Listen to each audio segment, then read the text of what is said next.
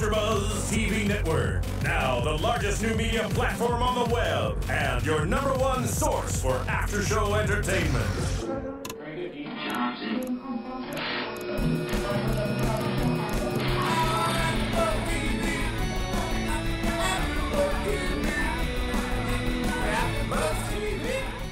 From the AFTERBUZZ Studios in Los Angeles, California, presented by Maria Menounos and Bing.com, and streaming live thanks to Akamai Technologies, this is AFTERBUZZ TV's Mob Wives After Show. We'll break down tonight's episode and get you all the latest news and gossip. If you'd like to buzz in on tonight's show, you can buzz us at 424-256-1729. That's 424-256-1729. And now, another post-game wrap-up show for your favorite TV show. It's AFTERBUZZ TV's Mob Wives After Show.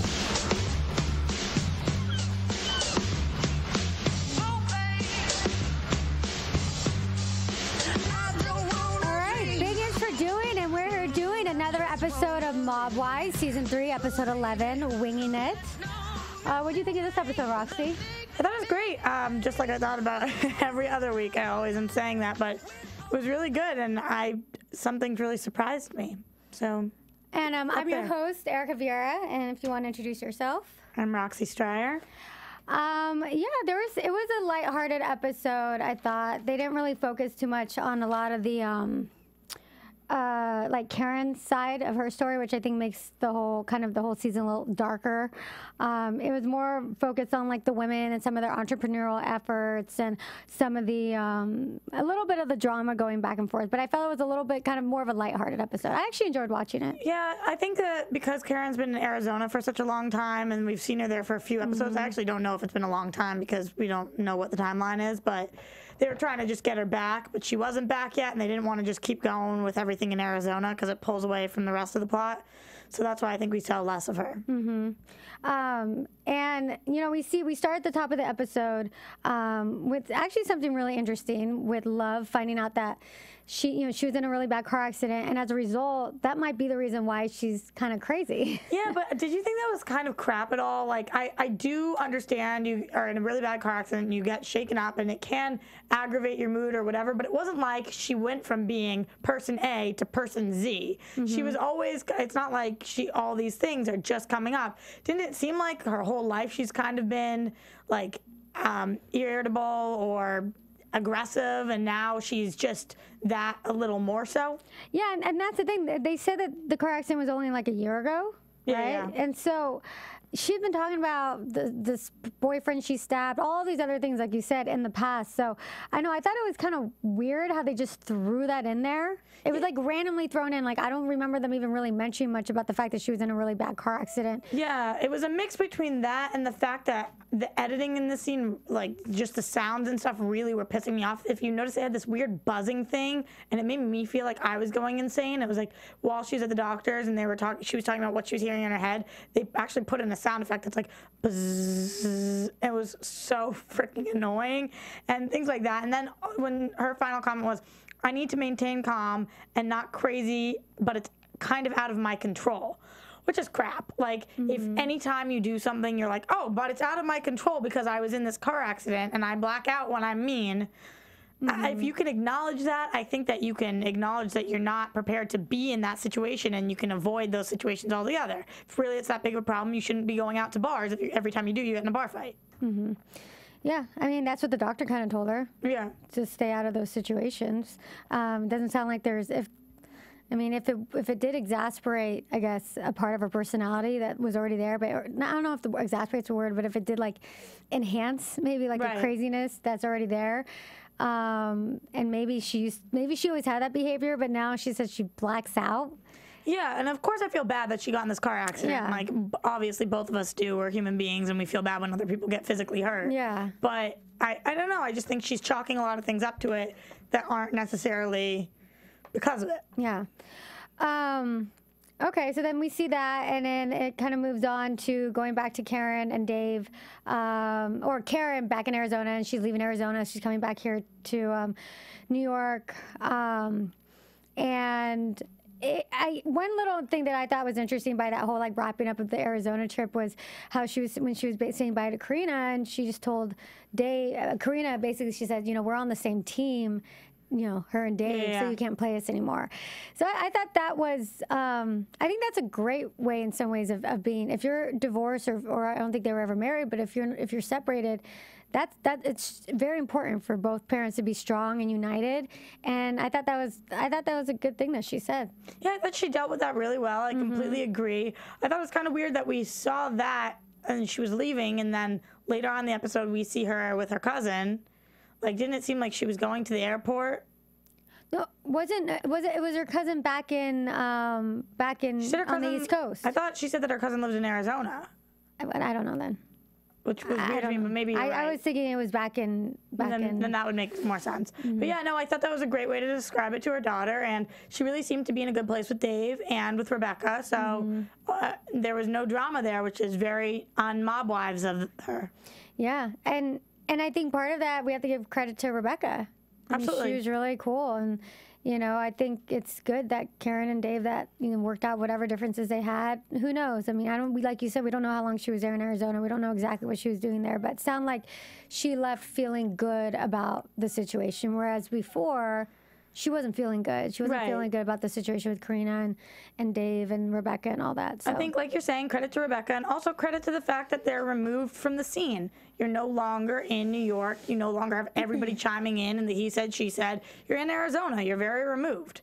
So it's really like you're listening, you're taking it in, you're responding, and then she has no reason to be there anymore. Yeah.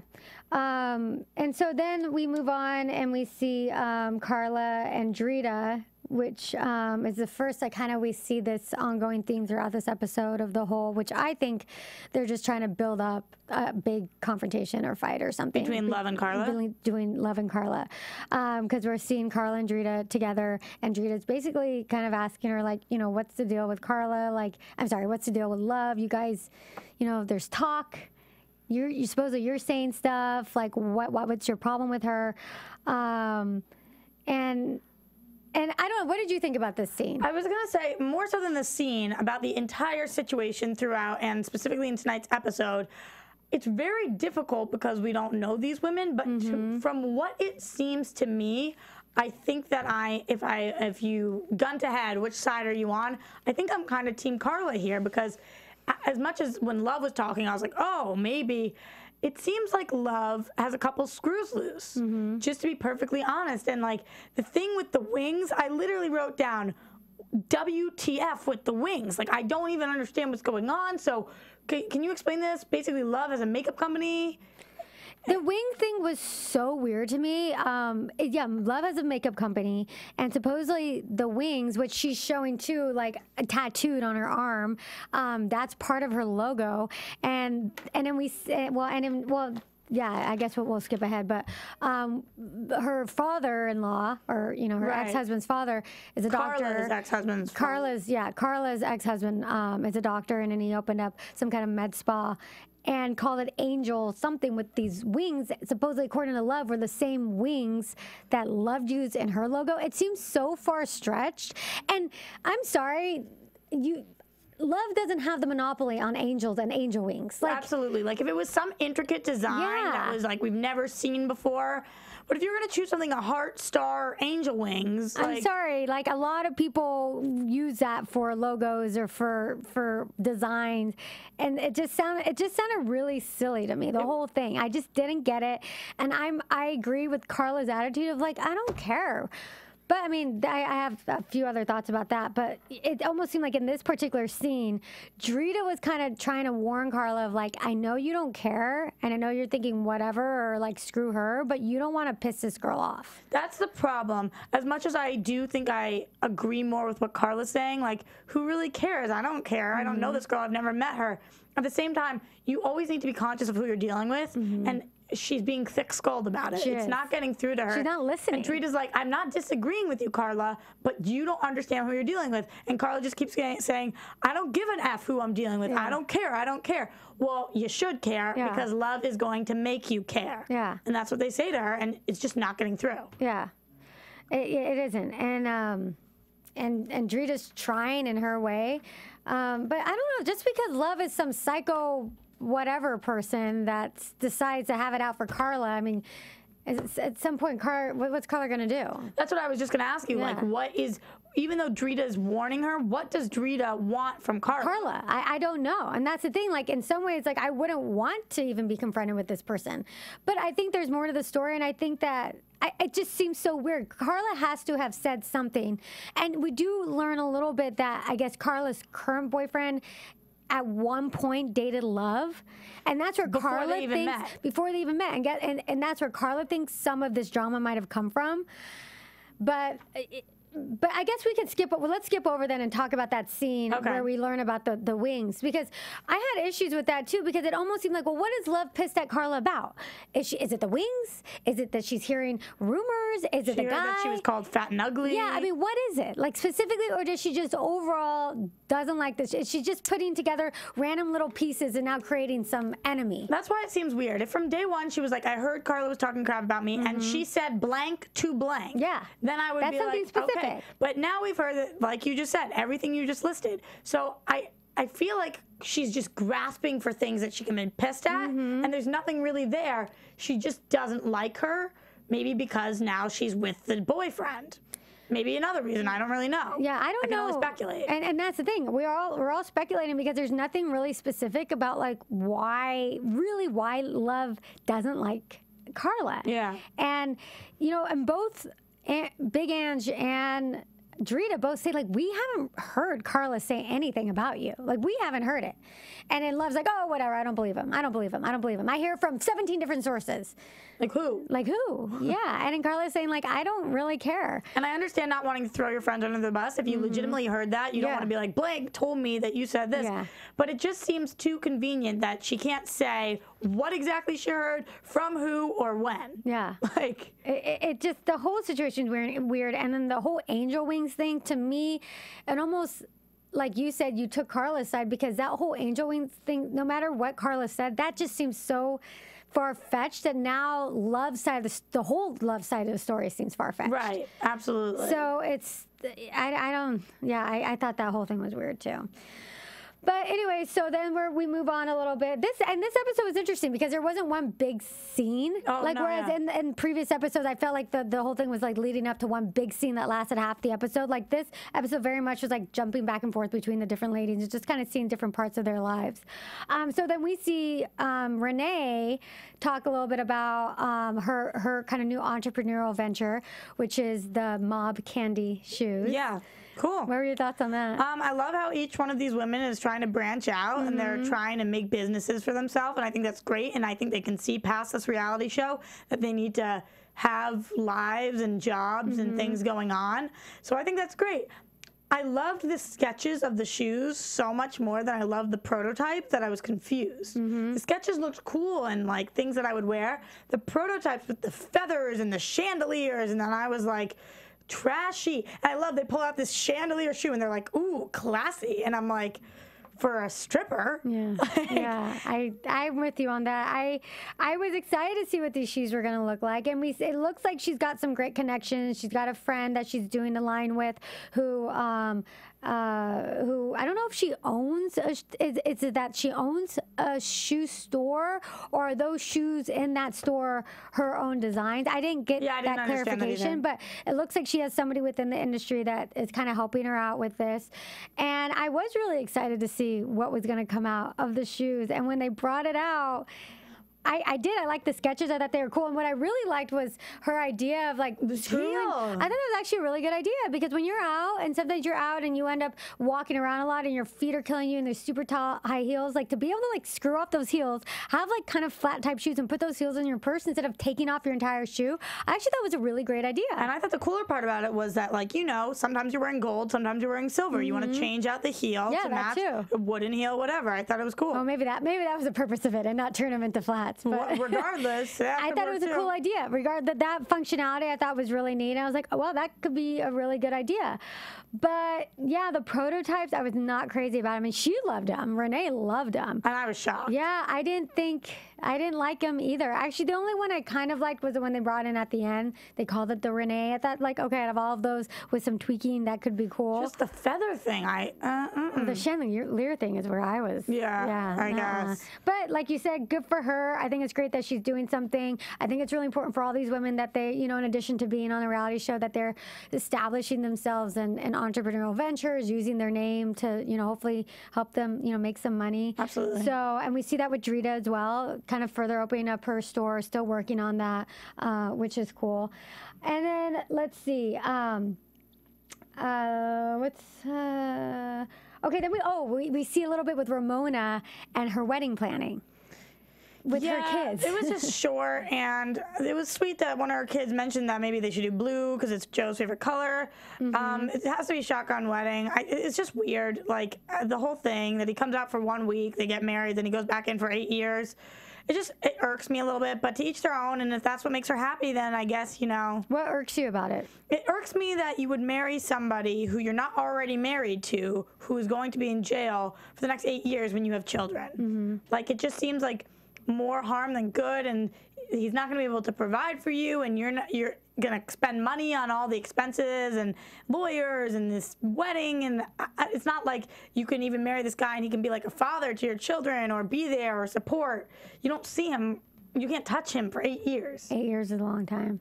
And if you really love somebody, you know, maybe you wait the 8 years to be with them, but why pull them out of jail to marry them? Well, here's the thing. Like, I don't necessarily disagree with her wanting to get married to him. It's if he is the father of her kids, then maybe there's other reasons, maybe legal reasons, tax purposes that would benefit them from being married. So I understand that. What I don't necessarily agree with or feel is right is to make a whole ordeal, do the whole wedding thing. Like you said, you brought a good point, like spending all this money on a wedding. I mean, who knows? Maybe some of it's sponsored, maybe some of it's being taken care of, whatever.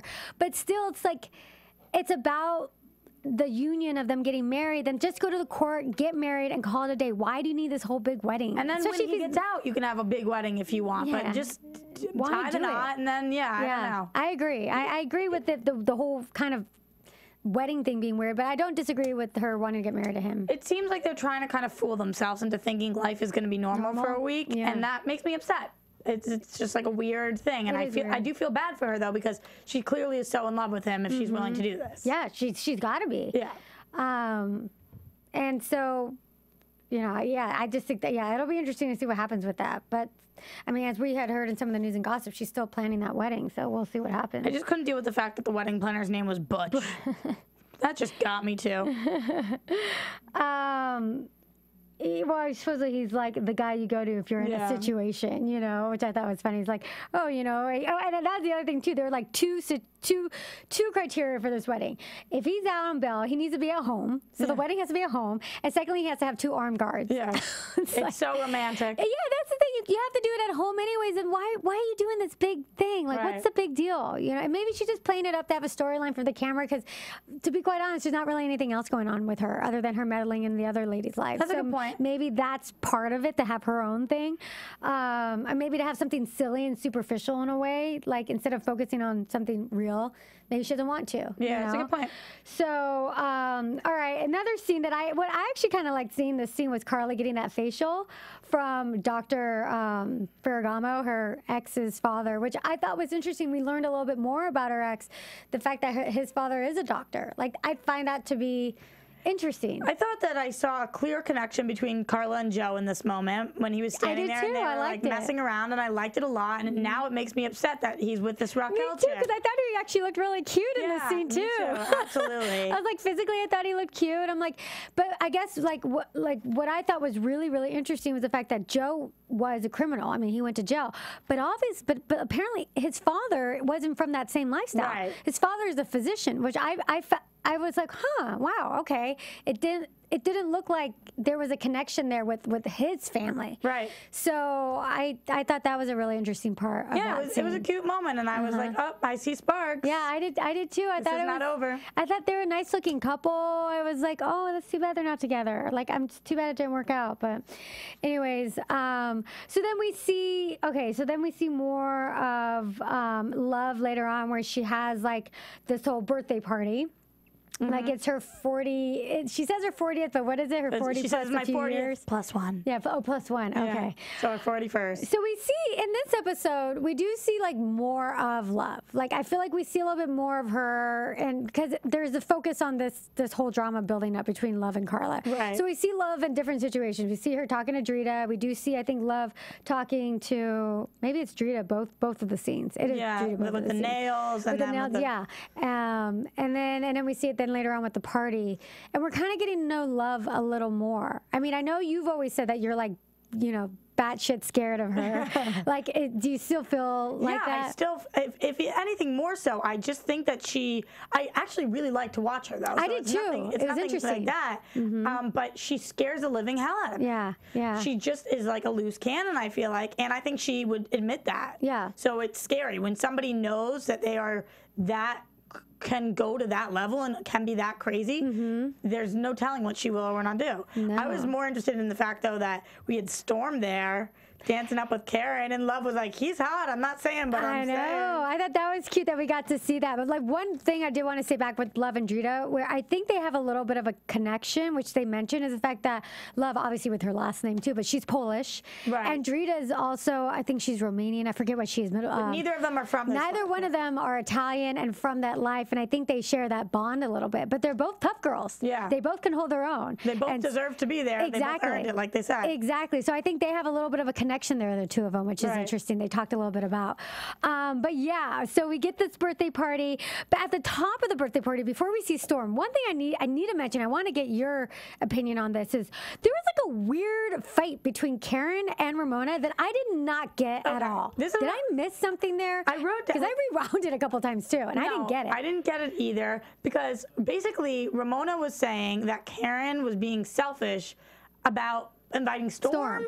I don't really understand why. It didn't seem like Love had an issue with it. I think that Ramona and Karen just banter all the time. Yeah. And that's just their relationship, and I'm like going to take it at face value. Yeah, it almost does seem like one of those kind of like relationships, almost like a sister, where you kind of like fight over things, and you're like, whatever. Like I still love her, but like whatever, she's annoying me. Exactly. And that's exactly how I took it. But I did think the fight was super weird. It came out of nowhere. I didn't know what they were fighting about. Must have been editing and something. It was. It had to be. We missed something there, obviously. And they did, but as editing, I thought it was done poorly edited, because they didn't really show us clearly what this fight was about. You either have to cut it completely or tell us. Or from an earlier point, maybe Ramona doesn't like the fact that other women have their guys around because she can't. Maybe she was talking to Karen about it earlier in the day and we missed it. Who knows? But like it was really weird. Maybe Love had said something and was like, I really just want it to be a girls' night. But whatever it was, we obviously missed it. Yeah. And they didn't show us. Not that we missed it, that they didn't show us, Absolutely. But yeah, then we see Storm. And I love how Storm calls Karen KG. Hey, KG. Yeah. Hey, KG. Cute. I thought that was cute. And yeah, Love liked the Storm action, Love was into it. I was like, Storm, you got a twin brother? Because Love's birthday and she needs some. And Love even said, like, I need a guy. I need my guy. I need a guy here. Yeah. Like, he's like, Ramona's got her guy, although he's in jail. And Karen's got Storm. Drita's got her guy. Although he's in the halfway house. Yeah. But Love's like, I don't have anybody. I need some action. Well, last week we saw Love with somebody, so. Well, I know. And he's. And we don't know. We haven't gotten any updates on that. But it was kind of a neat little birthday party to see the girls all, get acquainted and hang out and have some fun, and it was lighthearted. Other than that random little fight between Ramona and Karen, it was kind of bizarre. It was fun to see them. I liked this episode a lot, actually. I liked seeing a little bit more of just. I thought the most lighthearted moment was the actually before this with Renee and AJ when they went rock climbing. Oh yeah, which I thought was so adorable, and I had to write down. do I have a crush on AJ? I think AJ's so cute. He's adorable. I think I have a straight up crush on him. Oh my God, really? I kind of love him. Oh my God, we need to set this up, Roxy. No, I'm not even kidding. I literally kind of love him. And I was watching this and I was like, wow, he just seems like the coolest guy. Do you know what? I love him for you. Do you think so? Oh my God, can we make this happen? Oh my God. Oh my God. Oh my God. Oh my God. Can we tweet him and can we do this? How are we gonna figure? We're gonna figure it out for next week. If anybody out there listening has any connections at all to AJ, please tweet myself or tweet Roxy or contact AFTERBUZZ because we need to make this love connection happen because I think AJ is adorable and he's such a great guy. And unlike the harness, I will not squish your private parts, AJ. Just throwing that out. But the number one question, is he single? I don't think so. I don't think he is either. He's tied down. Might can't be a home wrecker. Maybe in the future. How would you like Renee as a mother-in-law? Oh, it'd be a little scary, but I think I'm tough enough. I think you guys would get along. Yeah. I think she'd appreciate your personality. No. Well, no, because she's very protective of AJ, as she should be. But somebody's going to have to marry the guy. Yeah, it's true. So, might as well be you. There we go. Let's make it happen. There we go. But I adore AJ. I really like him. And I think Renee's really lucky because I think AJ is such a great kid. Wait, the other moment of the episode that I want to talk about that was way further back just for a second was when Karen went to go see her cousin. And we learned that the cousin's father put a hit on Karen. Yes. I don't even know what I want to say about that. I just wanted to bring it up because I know what I want to say about that. That was such a weird thing. What I think is weird about it is the fact that yes, like Karen's basically saying like it's okay our fathers try to kill each other, but we're family. Well, if you're family, then why are your fathers trying to kill each other? Like it just seems weird. Exactly. We're family. We shouldn't be killing each other. You can do everything but kill each other, right? So I don't know. I was a little, and I thought that was weird. It was a weird scene, and I just had to mention it. Yeah, I'm glad you did because I thought that too when I saw it. So then the episode ends with Carla's wine tasting party. And Carla's like, this party is everything I am. So classy. And I'm just sitting there laughing. It's not that I know Carla. I'm sure she is a classy lady. But they're sitting here like screaming and swearing at this wine tasting. And I'm like dying laughing inside. I know. It was, I did like that. It did seem like a little bit of a classier event though. Yes, it did. It wasn't like in some dark bar. We're used to seeing either a nightclub and a really dark bar at night and them just fighting. And it was a little bit of a different atmosphere. And it looked like she had a lot of people there and it was something different. And maybe she's trying to separate herself from the rest of the women a little bit. Yeah, but it's because she didn't invite them all. Absolutely. But you know that saying, like, for this, it would be, you can take the mob wife out of the girl, but you can't take the girl out of the mob. Whatever. You know what I mean? Like, you can class up your surroundings and do whatever, but you're still you. So you felt like it was just like, it was like putting like a lipstick on a pig. But not even because I feel like bad saying it because it wasn't Carla's fault. The love situation, Drita and Ant approached her, right? So what was she supposed to do? Just be like, don't talk about that here. Well, but she could have, actually. And I do think that like Carla's unfortunately like Carla's reaction, it's too aggressive. Like it's too, if you really don't care and it really doesn't bother you, you're like, whatever. She's getting really aggressive in her reactions. And like a lot of times, like the thing she says too, Carla ends up like hitting below the belt. Like Carla says things like, instead of just saying, whatever, I'm over it. She says, is it because they're jealous of me like all the other my wives? Because everybody else is jealous of me. So she must be too. That's why I think her direct cameras are dick in the soup. They are, yeah, you think so? Yeah, because everything else, she seems to be completely reasonable and what she's talking, she's like, this is crap. And then her direct cameras, all of a sudden she is throwing people under the bus and whatever. Maybe she can't say things in front of other people and that's the kind of person she is. But I think the producers are like, don't you think it's selfish and don't you think that people are jealous and she's like, yeah, people are, something like that. Yeah, but I'm not sure. But I do think it's part of her personality because even then at like the wine tasting thing, like she just gets really aggressive. And even about the whole like angel thing, instead of being like, what? That's weird. She's like, are you kidding me? Are you kidding me? And you're like, all right, Carla, like we all thought the same thing, but now you're kind of creating even more of a tension environment instead of saying, well, that's out of this world. I don't get it, and whatever. But she kind of fuels the fire in her reactions. 100%, I agree. And the other thing she said about love was like, oh, well, it's because love has no life. And because she has no life, she's like, in my life. And I have a full life. And you're like, okay, Carla. And that is talking crap. Yeah, which is exactly what you're saying you're not doing. Yeah. So, you know, if you want to take the high road, you have to take it all the way. You can't just take the high road, get off at an exit, take a shortcut, which is the low road, and then, like, get back on. Yeah, I know. So it'll be interesting to see how this whole plays out. I really want to see Carla and Love get at it. I do. So hopefully we'll see that soon. I don't think we're going to see it in the next episode, though. I'm really scared. Yeah, I know. I'm scared, too. Like, I do want to see it, but I legitimately like these people, so I don't want to see it because I'm really afraid. I know.